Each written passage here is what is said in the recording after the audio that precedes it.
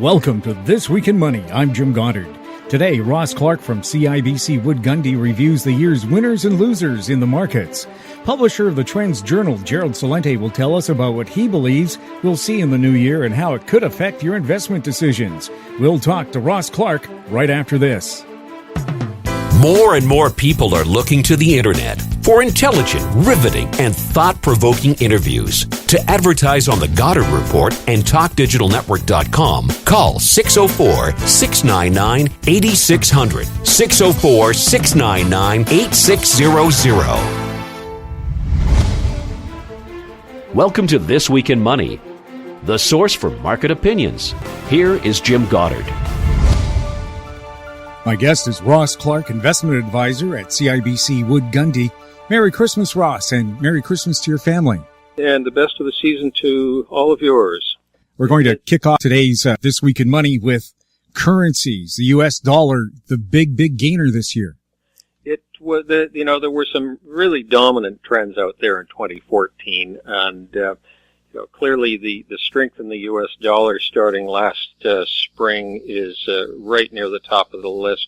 The bond market is up there as well. U.S. large cap equities, the technology stocks, healthcare, pharmaceuticals. As the money came into the U.S. from all of these other areas, whether it was from Russia, Europe, Canada, it was going to the big name items where there was depth of the marketplace. And on the other side of the coin, when you've got strength in the dollar like that, then you end up with commodities being weak, and not just the oil market, which had peaked at 107 during the summer and ends up the year down, dramatically off the highs. But so to take these a step at a time, the dollar. We've been looking at this as a big 15 to 16 year cycle that the dollar is in. It was overdue to finish a basing pattern last year. It made one attempt to get off the bottom and break out in 2013. Couldn't quite do it, and by the spring of 2014, it was on its way. So, what you've got here is a 14% move since June, which is pretty much in line with the two previous cycle points that we're looking at. The 16-year cycle, if we look back to the early 80s and we look back to the late 1990s, the 2 points on that cycle, when it started to break out, it was just relentless strength, small pullbacks. We had a couple of pullbacks this year, but they were limited to maybe 3% or so for the two corrections. I was thinking we might get something a little bit deeper, but the strength there is carried right through to pretty much right into the end of the year here. Dollar's sitting up at 90 1/4. Resistance from our measurements sit up around 92, so roughly 2% above here. And still have the mindset that any correction that gives back 40% or so of the gain from last spring should be viewed as a buying opportunity. I'm not looking for a top as much here as we are just looking for the next good buying opportunity. What about other currencies? The euro, the economy in Europe has been bad the past year. Has that hurt it? The euro continues to slide. The yen continues to slide. They both attempted rallies here a month or so ago, but I don't see too much on the horizon there in terms of major upside. I think as the dollar maybe bottoms out or tops out and has a little correction, you could see a bounce in those currencies, but trend is going to continue down. And then if we look to the Canadian dollar, here, my picture here that I look at is pretty clear. We had that big, broad trading range from 2010 right through until November of last year. So you got a good almost 4 years worth of trading. And once it broke the 94 cent level, it last year at this point, it quickly gave up ground into February. And then we had a subsequent rally, which was part of the lift that we saw in commodities, and in particular, it was part of that oil rally to $107. Boy, wouldn't we all like to have that number back again? So after testing 94 in the summer, then we've seen it give up a full 8 cents against the U.S. dollar as it was coming to life, and these commodities came unglued. And it wasn't just the oil market. I mean, it was the grains, it was coffee, it was, you just look around the board. I think about the only thing that was rallying were the meats, and that I don't follow very closely. But you look for something that was doing better, and that was about the only thing we see. So if we take that top from 2010 through last year, we measure the height of that, we look at the style of the corrective rally into the summer up to 94, that provides a very nice downside measurement. We've been talking about 84.60. I think that number still is viable. It's a couple of cents from where we are right now, and I think it's a level that is it's within earshot here. And from a seasonal perspective, December tends to have an upside bias, and all we're doing during December this year is just managing to hold our own. So when the weak periods of January, February come into place, that could be just enough to give us that last little break into the target. How are the bond markets, and how do they do over the year? Well, the bond market was, the one market a year ago that everybody was worried about higher interest rates just around the corner. And boy, did we have the opposite of that. You got, the front end of the curve, the T-bills, the one-year rates, they didn't move much at all. When you go out on the curve to that 10, 20, and 30-year spot on the bond market, it was just a fabulous year. The 20-year bond had a total return of 28%, price, taking into account price and the coupons received. And if you're a Canadian, that worked out to a 40% pricing or return on capital. So at the end of 2013, just a year ago, we look at the long-term charts. The bonds were at the bottom end of a rising channel that dated right back to right to the early 80s, I think 1980 or 81. And so there were some good bullish divergences down there that we saw. We were against long-term moving averages, the 100-month moving average, got the turn, and then by April, and this became a real key again in the bond market, that the quality spreads really started to kick in. The high-yield bonds started to give up ground. So that's the HYG, the JNK, and on the other side, the high-grade bonds, the LQDs and the government bonds out in that 10 to 20, 30-year span started to pick up steam. And we've seen that before. We talked about it at the time. So the bond market has gone from the bottom of that channel to now to the midpoint of it. And there was a spike up in October in the bonds, and we've gone back to retest that in the last month. It's a level that's up close to what we saw in 2012. There's a beautiful resistance line coming down. It's what we call a speed line. We actually project it from the high before prices get up there, and it gives you a potential resistance area. And we've been up there a couple of times now, October and just a couple of weeks ago. Typically, bond highs take the better part of 2 to 2.5 months to go through a bit of a distribution and then have a hard correction. So I think we're in the position to get an appropriate correction here in the early part of this year. Ross, what's going to happen in oil? Well, let's hope that it finds a bottom in the near future. We do have a market that still is pretty much just hunting for a bottom. It's been as oversold as we've seen at pretty much any time in the last 5 or 6 decades. That doesn't mean we have to turn, but it does give us an indication that we're ready for some decent bounces here. So there are 2 periods of seasonality in terms of strength that we would take a look at for crude. One is the late January through May, and another one is July through September. So we're approaching that window where we might start looking for a low. Now, this is technical. This is independent of what OPEC or anyone else is talking about for production, lack of production cutbacks and their ability to hold on regardless how low the oil prices go in terms of maintaining their output.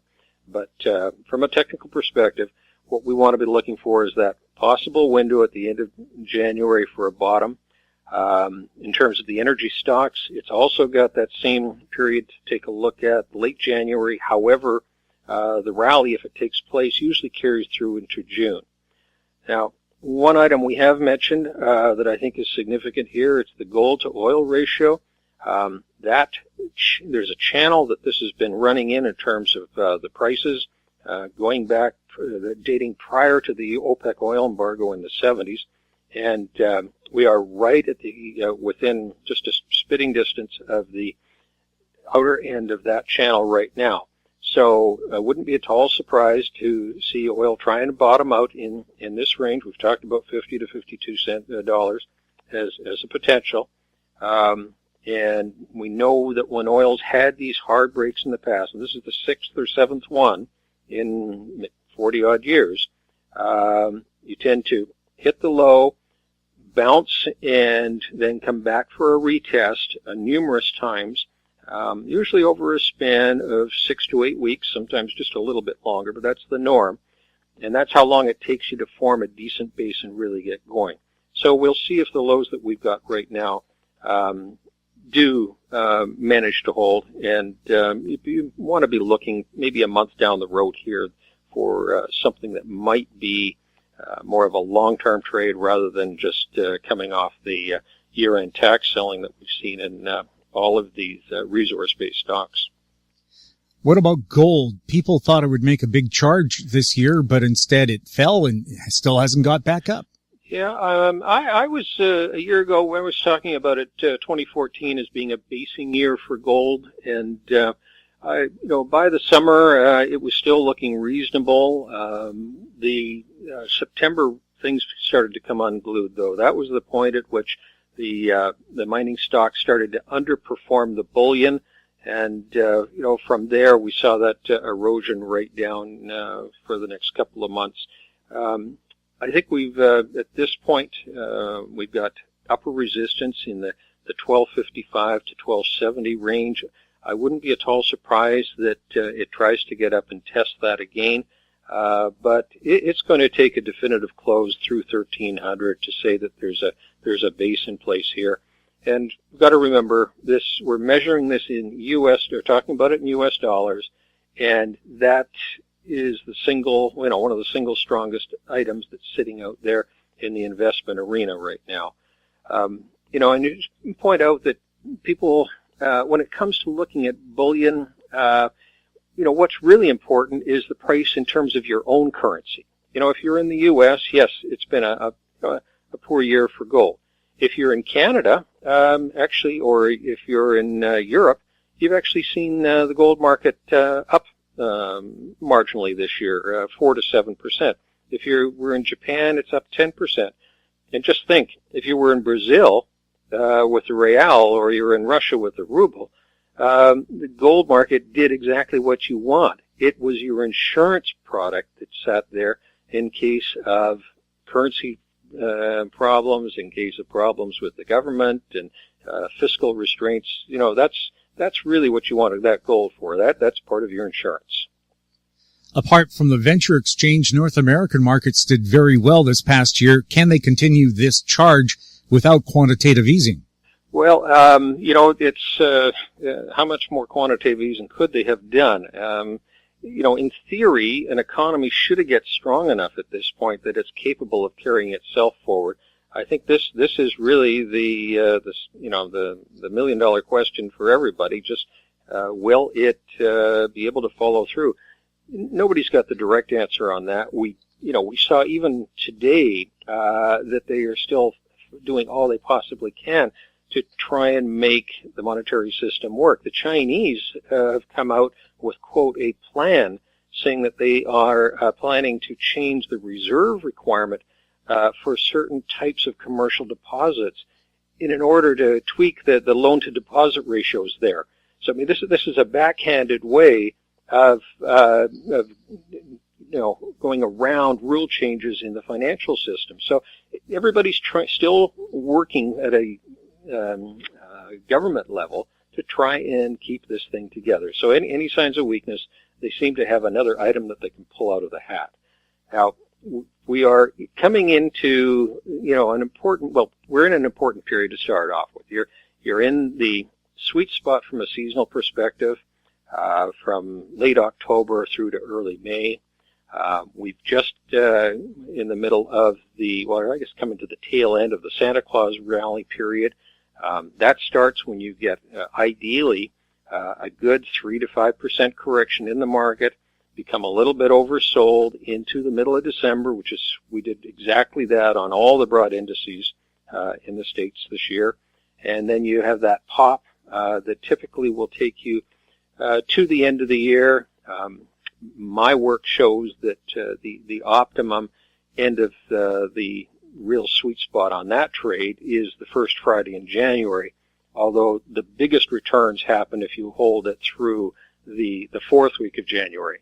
But that is primarily weighted through a few exceptional years. So if we just look for the highest reliability, you probably want to be banking profits there fairly soon. Ross, thanks a lot for chatting with us.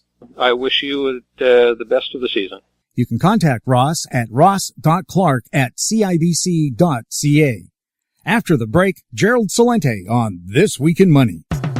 More and more people are looking to the internet for intelligent, riveting, and thought-provoking interviews. To advertise on the Goddard Report and TalkDigitalNetwork.com, call 604-699-8600, 604-699-8600. This Week in Money is archived online at TalkDigitalNetwork.com. Gerald Celente, publisher of the TrendsJournal online at TrendsResearch.com, is on the line with us from Kingston, New York. Welcome to This Week in Money, Gerald. Hello, Jim. The first thing I wanted to ask you about is President Obama saying he wants to warm up relations with Cuba, reopen the U.S. embassy there. They had a swap of prisoners, apparently arranged by Canada, which has always had relations with Cuba, at least for the last 50 years. What does that mean for the economy and the growth of America? Well, it won't help the growth of America much, but it'll be very good for Cuba. And I applaud Obama on this one. I think it's long overdue that we have no relations with them. And it's also going to be a great investment opportunity. I hope it doesn't get ruined too quickly, as I've seen so many times before when countries open up and they're exploited. But as you mentioned, the Canadians have been going down there in droves for years, and a lot of Europeans, a lot of Italians particularly. So we're going to see a lot of growth there. I mean, it's only 90 miles from Florida, and Florida to me is probably one of the last places that I would want to go to. But Cuba is a whole different story. I think Cuba is going to be the hot spot in that region for many years to come. And, of course, it's another snub for Putin because Cuba and Russia have been so close together. If you're old enough, you remember the Cuban Missile Crisis. Not only do I remember it, I remember as a Boy Scout when we were handing out instructions on how to build bomb shelters. That's how frightened they had us. And I'll never forget the day of the Cuban Missile Crisis. I remember it well. I was in high school. When it was finally settled, I don't think it's a snub to Putin. I don't think it's going to affect that in any way, in the sense that I would believe that Putin would probably be more delighted about it than opposed to it. It's not like the old Soviet Union days, and it's not as though Russia's supporting Cuba anymore. So I think it's off the radar for Putin. That's just my opinion. Talking about trends going into the new year, first to the markets, what do you believe are the trends for oil and energy? Again, going back to the Putin issue, there's a lot of talk out there that this was arranged, the drop of energy prices to hurt Russia. And I think it's much bigger than that. I mean, I don't have to tell you up there in Canada, look what the loonies doing. It's going way down, as a big part of your economy, about 30% or so, is energy export related. So as the price of oil goes down, particularly what you have over there in the west with those tar sands, that's expensive oil to extract. So with the price going down so much, it's going to hurt a lot of countries.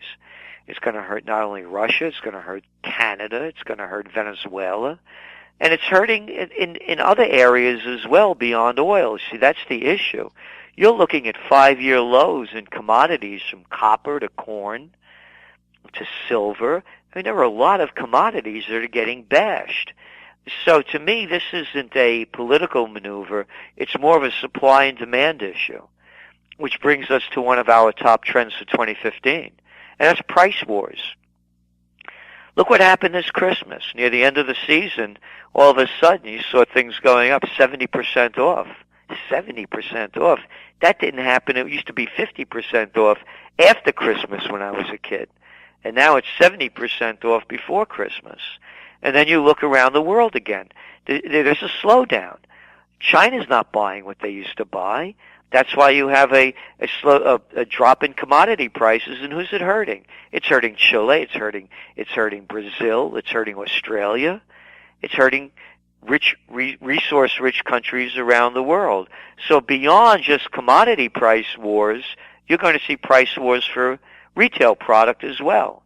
There's too much product, and when you look at how the wealth has been concentrated in the hands of so few, there's not a lot of people to buy as much as they have. And when I say that, I'm not being, throwing out cheap lines here. It's a fact. 85 people in the world, according to a new study out, 85 people have as much wealth as 3.5 billion people. A new Pew Research study just came out in the United States about a week ago. The wealth gap is now the widest it's been in modern history. So you're going to see price wars because there's overproduction, there's oversupply, and a shortage of cash being spread out to enough people to buy the stuff. All of these North American giants of industry forgot that the reason North America was so wealthy for an entire century was that people were paid decent wages. Well, now it's Slavelandia. And that's when, again, when you look at the numbers, that's what they're showing. You're looking at the millennial generation, people born between 1980 and 2000. 20% of them are below the poverty line. You look at the numbers in housing that keep coming out. We still have near record low interest rates in mortgages. And yet, new applications for mortgages are down. You had the Federal Reserve come out about a week and a half ago saying that they were holding back on raising interest rates. Interest rates are at record lows. Do you know the last time the Federal Reserve raised interest rates in the United States? We're now going into just days away from 2015. Do you know the last time they raised them? Try 2006. That's right. 2006. And with record low interest rates, you still have a sputtering economy. And it's not only in the United States. Over there in Europe, they have negative interest rates. You got to pay money to keep your money in the bank if you have a certain amount in there. So even with all of this stimulus, there's no recovery going on. And there's no way out of it. So that's why we see this thing continuing to decline. We don't see any growth in the markets other than making it possible for that very small handful with the biggest amount of cash that they could get their hands on to do private equity deals, venture capitalist deals, hedge fund deals.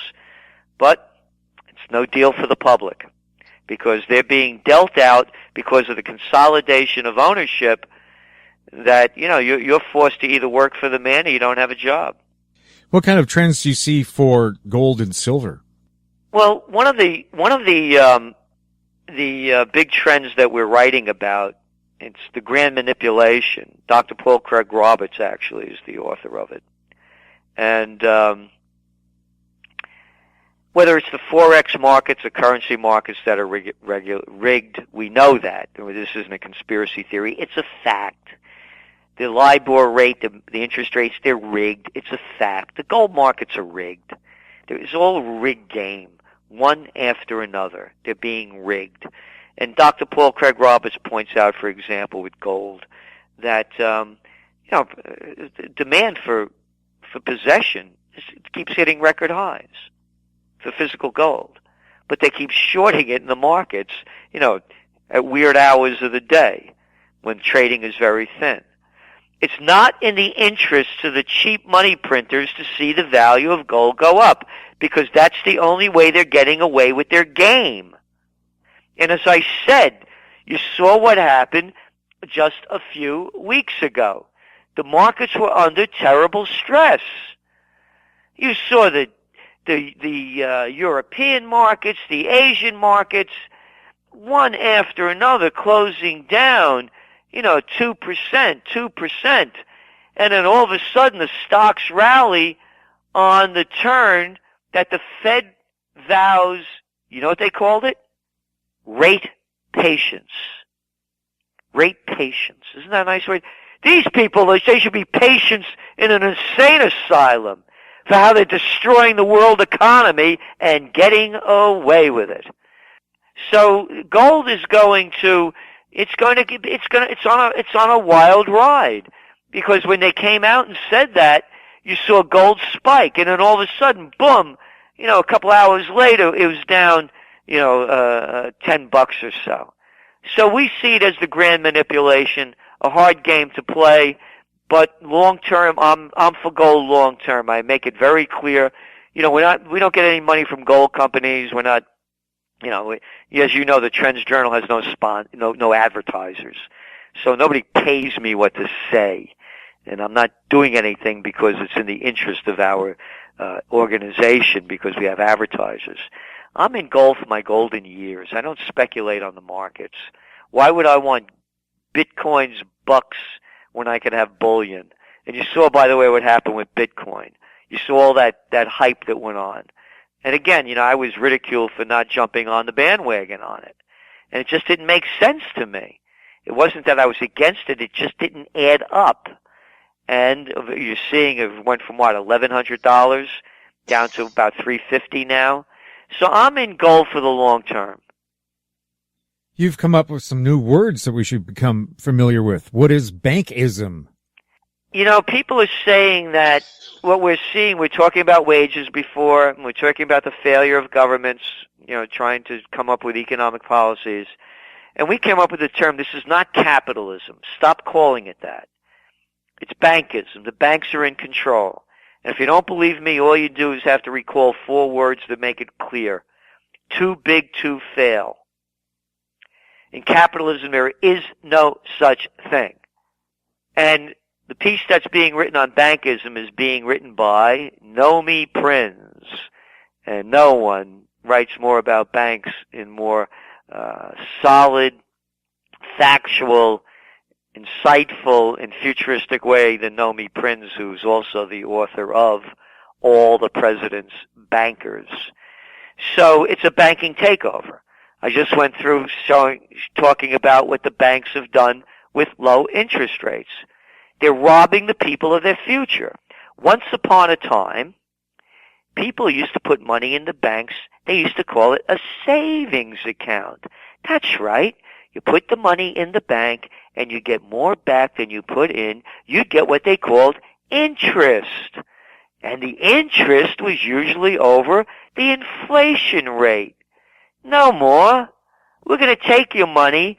We're not going to give you any interest, so we can keep giving it to the hedge funds, the private equity groups, and the vulture capitalists. You're out of the game. It's bankism. It's a banking takeover. What kind of danger do you see from that? Well, you have the volatile markets that you have, where you're overplaying the markets based on cheap currencies. And there's no way out of this. That's the only way they're keeping this going. There's going to be a point when that collapses. And again, it's not only the U.S. that's doing it. China. I mean, China just has a Chinese name for it. They have an estimated 70 million vacant luxury apartments. 70 million. They have entire cities that are vacant. They keep saying they're not going to pump money into the system, and they keep doing it. As I mentioned, you have negative interest rates in Europe. So there's going to be an end of the Ponzi scheme at some time. When will it happen? Again, you see how they play the game. The bank comes out and says, Federal Reserve, patience. We're not going to raise interest rates. You have another word that we should be very aware of, deconsumption. Goes back down to price wars. People can't afford to consume. You have America, some 2/3 of our GDP is consumption-based. Once upon a time, we used to be a manufacturing country, but we won't talk about that anymore. I don't think you're allowed to. Maybe the CIA, the NSA, I think if you talked about us being a manufacturing hub at one time, you may be called terrorism now. You're not allowed to manufacture. You got to buy from foreign countries that have slave labor. So when we talk about deconsumption, people have no money. As I mentioned, you have 47 million people thereabouts in the United States on food stamps. As I mentioned, 20% of the millennials are in poverty.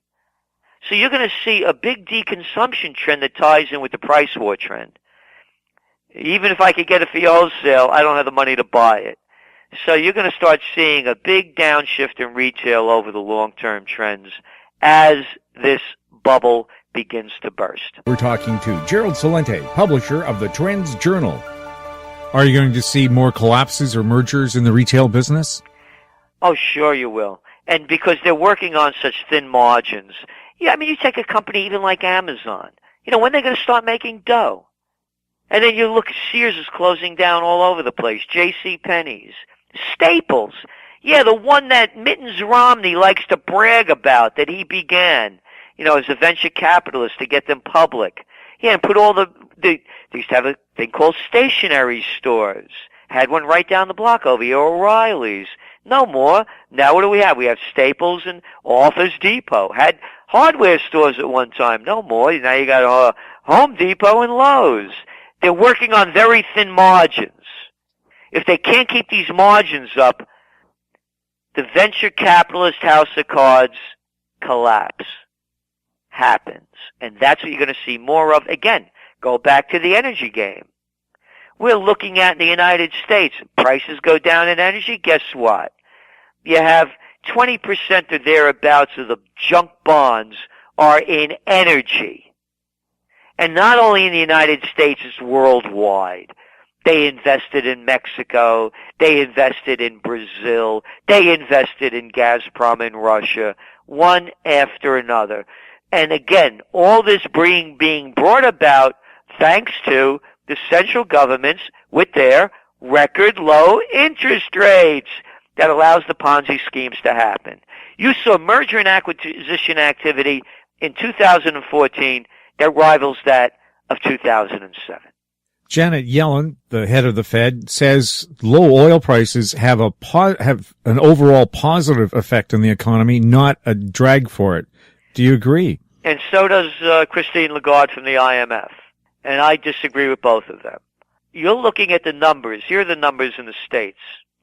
With oil selling at around $50 a barrel, the average American family will sell, and this is according to the government, they'll save the grand total of between $550 to $575 a year. That's not going to make a big difference.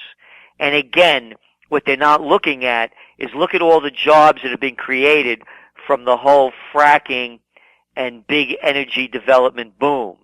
How are they going to make up for that? Go back to 1986, Miss Yellen and Miss Lagarde, when falling oil prices happened. What followed it? Oh, the crash of 1987. Again, you have to look at all the other elements it's tied into. big venture capitalistic and venture hedge funds and investors putting their money in energy, and now they're not going to be able to get it out. You're going to start seeing defaults. You're going to start seeing bond busts. You're going to start seeing big derivative problems if these energy prices continue to decline. Yes, and the jobs in the oil patch pay very well. Well, not as much as Walmart, where most of the people there, or not most of a good part of them, are, and also they get social welfare programs because they don't earn enough. So, of course, I'm being facetious. Same thing if you work at McDonald's. You can't make a good living. Yes, they're paying very high wages, and they've boosted a lot of economies, in communities and regions. So the unwinding of this and where it's going to be made up, it's not going to boost the economy. That's very short thinking. And again, it belies the facts. And the fact is, again, according to the U.S. government, it'll put the grand total in the families' pockets between $550 to $575 a year, which at the end of the day doesn't make a big difference. Right. But having a good paying job in the oil patch would make a big difference to a family. That's right. Is there going to be more war, or are we going to see a trend towards peace? Or because margins are so tight economically, would that provide the excuse for more war, more violence? Well, the psychopaths in charge love war. I mean, we just saw what happened with the CIA report, how you have people coming out, and that's the only ones that they show in the media, are still proponents of torture and saying that it's okay to do, even though it's against international law. And you see how easy it is to take the people to war and for the people to believe it. In the United States, the majority of the people are in favor of the torture, as described by that report, anal feeding, etc. So going to war is very easy. We saw it with 9/11, and we wrote about it in the TrendsJournal. I broke down George Bush's speech, and it was the day of 9/11 and 9 days later when he addressed the nation. And my words were, only a madman would speak these words, and only people dumbstruck with terror would believe them. And terrorized they were. So there was not one factual statement he said in that statement about why we should attack Afghanistan. It was all hearsay. We just saw the CIA report come out. The CIA told us that Saddam Hussein had weapons of mass destruction and ties to Al-Qaeda. They didn't. The MI6 did too. They didn't. They both gave us false information. The people went to war. We're still at war. Matter of fact, Britain announced they're sending more troops into Iraq, and the United States is back in there already. So war is a very easy path to take. We're going against the grain. On May 2nd, 2015, at the most historic Four Corners in the United States, right here in colonial Kingston, New York, at John and Crown Street, the only place where there's a pre-Revolutionary War stone building on each corner, the mayor has given us permission to close down the streets. And we're launching Occupy Peace. The website's occupypeace.us. It's based on the words of our founding fathers, no foreign entanglements. That's Washington at his farewell address, a warrior, not one of these little boys that call themselves commanders-in-chief and couldn't fight their way out of a paper bag. Franklin, Madison, Jefferson, Adams, every one of the founding fathers, no foreign entanglements. And there were foreign wars going on back then, just like today. So we're launching Occupy Peace to bring home the troops, seal the borders, and rebuild America. We just passed a budget, not we, the criminals in charge, they call themselves Congress. 80% of that budget, 80% of the budget goes toward war and war-related expenditures, including the cyber-industrial complex and the military-industrial complex. So while they're marching to war, we're fighting for peace.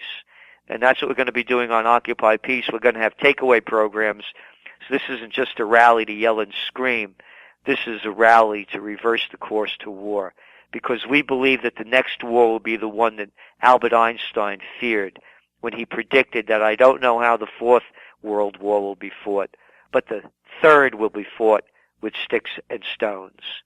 Well, maybe it's the other way around. We don't know how the Third World War, but... Well, I'm sorry. I don't know how the Third World War would be fought. Yeah. Yeah, and we don't want the forecast to come true, as Einstein said.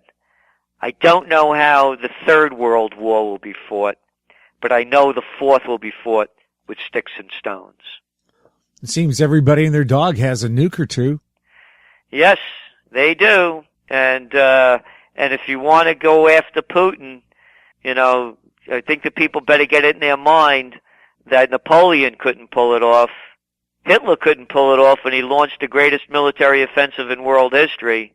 You think that NATO, who can't win in Afghanistan or Iraq, is going to defeat the Russians or bring Putin and Russia down to their knees? And by the way, you talk about propaganda, the facts are as we state them, and they're shown, and we're only reporting the facts.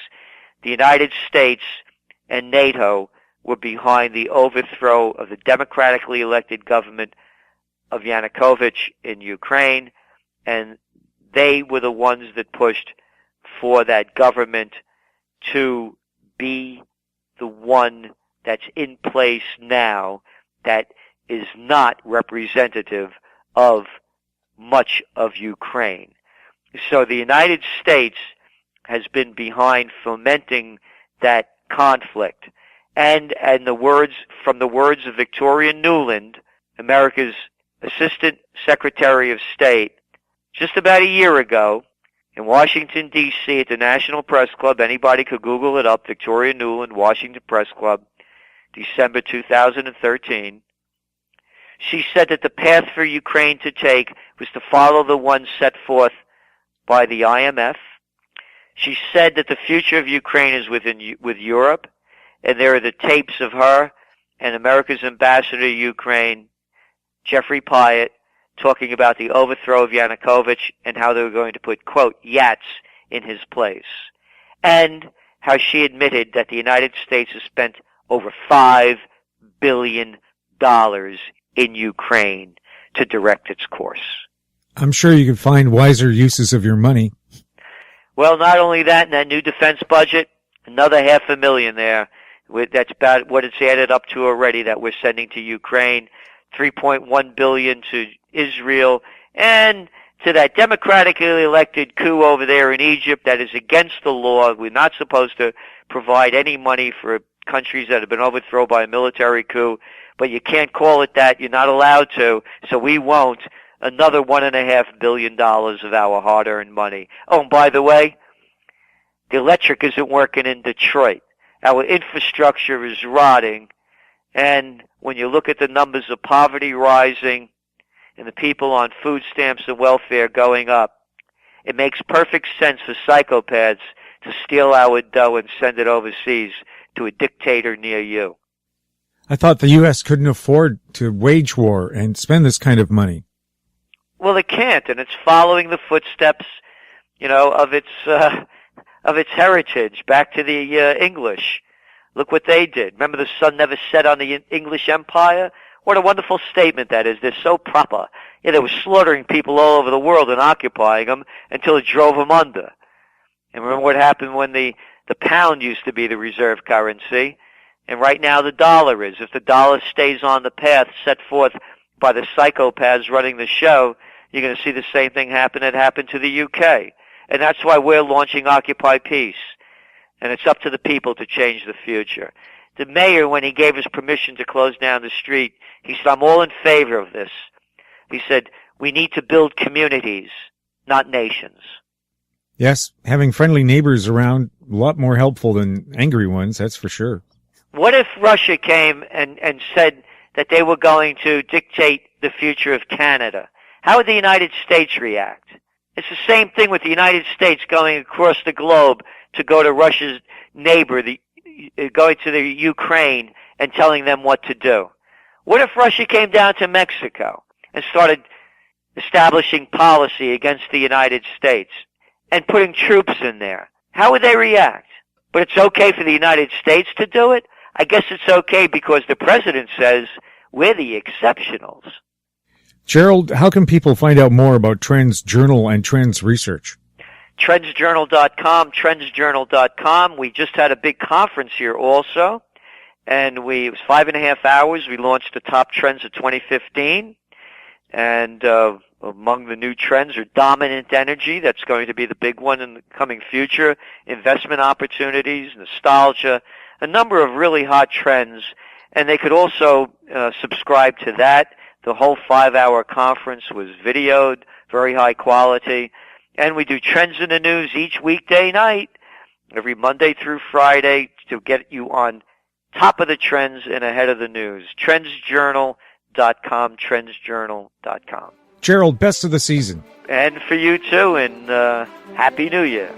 That wraps up our show for this week. Thanks to our guests, Ross Clark and Gerald Celente. And thank you for listening. I'm Jim Goddard. Happy holidays, everyone. We're back next week with more This Week in Money.